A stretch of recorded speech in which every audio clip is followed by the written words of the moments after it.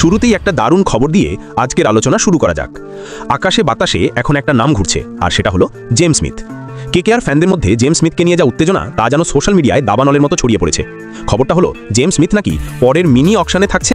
ব্যাপারটা নিয়ে অনেক জল্পনা কল্পনা, অনেক আপডেট। বিশেষ করে আইপিএলের নিয়ম কি বলছে।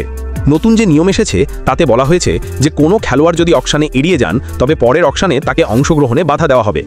জেমস স্মিথের ক্ষেত্রে কি হতে পারে? তিনি কি সেই নিয়মের ফাঁদে পড়বেন, নাকি নিয়মে কোনো বদল আসবে? এই সব কিছু নিয়েই আজ বিস্তারিত কথা বলবো। দেখুন, কেকেআরের এই মুহূর্তে সবথেকে বেশি দরকার একজন বিস্ফোরক উইকেট কিপার ব্যাটার। কেকেআর কি ভুলটা বুঝতে পেরেছে?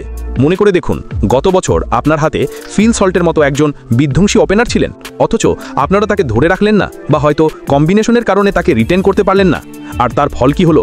কেকেআরের ব্যাটিং অর্ডারে যা ধস নামলো সেটা তো আমরা সবাই দেখলাম। এখন কেকেআর সেই ভুলগুলো শুধরে নিতে চাইছে।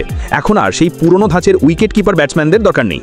যেমন ধরুন Quinton de Kock, Rahmanullah Gurbaz বা লভনীত সিসোদিয়া। দুঃখের বিষয়, লভনীতকে তো সেভাবে সুযোগই দেওয়া হলো না, আর বাকি উইকেট কিপারদের বাইরে বের করে দিয়েছে কেকেআর। তাই কেকেআরের এখনকার নিড অফ দ্য আওয়ার বা সময়ের দাবি হলো একজন match winner wicket keeper batter. আর সেই চাহিদা পূরণে কেকেআর ফ্যানদের প্রথম পছন্দই হলো জেমস স্মিথ। যদি আপনি কলকাতা নাইট রাইডার্স ফ্যান হয়ে থাকেন, কেকেআরকে মন থেকে ভালোবেসে থাকেন, তাহলে অবশ্যই এই ভিডিওটিতে একটি লাইক করে দিন এবং কমেন্টে লিখে দিন আমি কেকেআর। এই দলটা যাতে এবার সেরা হয় সেই কামনা করি। সোশ্যাল মিডিয়ায় ফ্যানেরা আরও একটা কথা নিয়ে খুব জোর গলায় প্রচার করছে। তাদের কথায় এখন তো এটা প্রায় অফিসিয়াল, কেকেআরের হাতে আছে প্রায় 64 কোটি টাকা, ঠিক বলতে গেলে 64,04,00,000 টাকা। ফ্যানেরা বলছে, ভাই কেকেআর যখন মনস্থির করে ফেলেছে তখন অন্য কোনো দল তাকে ছিনিয়ে নিয়ে যাবে কি করে? যদি কেকেআর একবার ঠিক করে নেয় যে এই খেলোয়াড়কে নিতেই হবে, তবে তারা তাকে নিয়েই ছাড়বে। আর জেমস স্মিথ এমন একজন খেলোয়াড় যার প্রয়োজন এখন কেকেআরের সবথেকে বেশি। কিন্তু এখানে একটা ছোট্ট কিন্তু আছে, উপস্থিতি সাপেক্ষ। মানে সবটাই নির্ভর করছে তিনি অকশনে থাকবেন কিনা।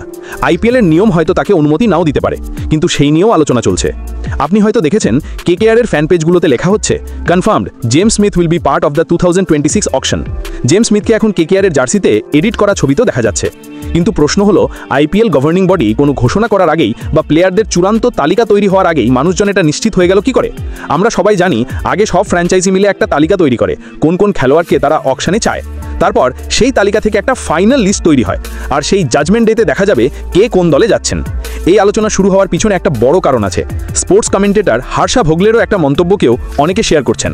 যদিও সেটা সত্যতা এখনও পুরোপুরি যাচাই করা হয়নি, তবুও তিনি নাকি বলেছেন ক্যামেরন গ্রিন এবং জেমস স্মিথ তার মতে এই অকশনের টপ 2 অপশন হতে চলেছেন। কিন্তু এর থেকেও বড় ঘটনা হলো, কিছুদিন আগে কলকাতা নাইট রাইডার্স তাদের অফিসিয়াল সোশ্যাল মিডিয়া হ্যান্ডেলে একটা পোস্ট করেছিল। সেই পোস্টারে অনেক খেলোয়াড়ের ছবির ভিড়ে জেমস স্মিথের ছবিও ছিল। আর তখন থেকেই যত জল্পনা শুরু হয়। ফ্যানেরা ধরে নেয় কেকেআর তো নিয়েই জানিয়ে দিয়েছে।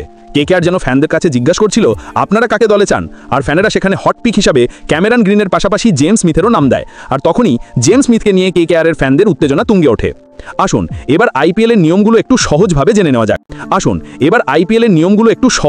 নেওয়া যাক।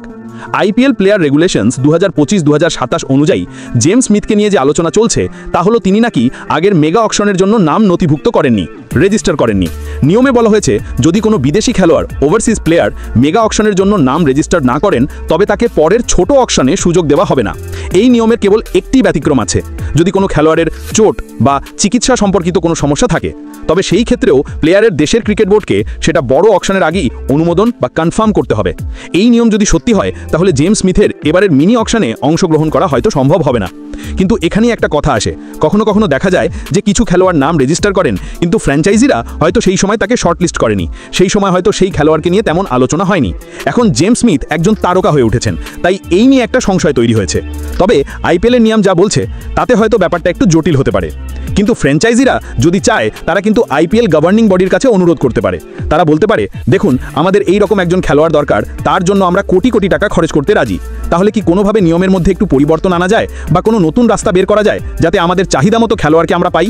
মনে রাখবেন, জশ ইংলিশের মতো প্লেয়ারকেও পাঞ্জাব কেন রিলিজ করেছিল? কারণ শোনা গিয়েছিল যে তিনি নাকি পুরো সিজনের জন্য অ্যাভেলেবল থাকবেন না, নয়তো তিনি কেকেআরের জন্য একজন আদর্শ প্লেয়ার হতেন।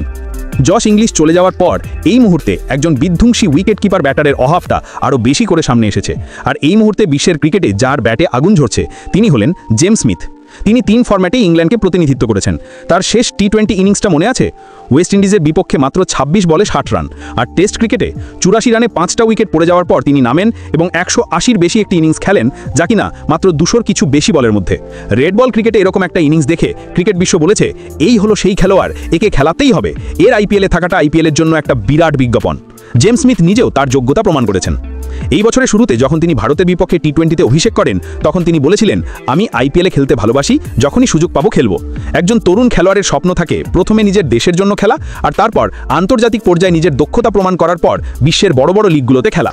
সাধারণভাবে বলতে গেলে জেমস স্মিথ হলেন একটা আদর্শ পছন্দ, আইডিয়াল পিক।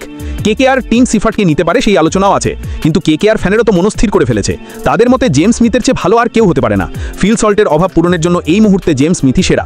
ফ্যানেরা তো বলেই দিয়েছে, এটা নিশ্চিত ও অকশানে থাকবেই, আর আমরা তাকে নিচ্ছি।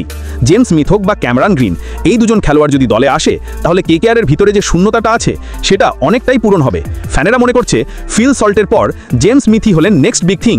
তাই কেকেআরের উচিত তার জন্য মরিয়া হয়ে লড়াই করা। তার জন্য যদি 10-15 কোটি টাকাও খরচ করতে হয়, তবুও করা উচিত। এত বড় মাপের একজন প্রতিভা, যিনি ইংল্যান্ড থেকে আসছেন, তিনি এই দলের শক্তি বাড়াতে পারেন। ইংলিশ ক্রিকেটারদের এখন আইপিএলে একটা আলাদা কদর তৈরি হয়েছে। ফিল সল্টকে আমরা দেখেছি তিনি কেমন তারকা হয়ে উঠেছেন। ওপেনার হিসাবে তাদের জুড়ি মেলা ভার। বেন ডাকেটের কথাও অনেকে বলছে, তিনি উইকেট কিপিং করেন। অনেকে তার দিকেও ঝুঁকতে পারে।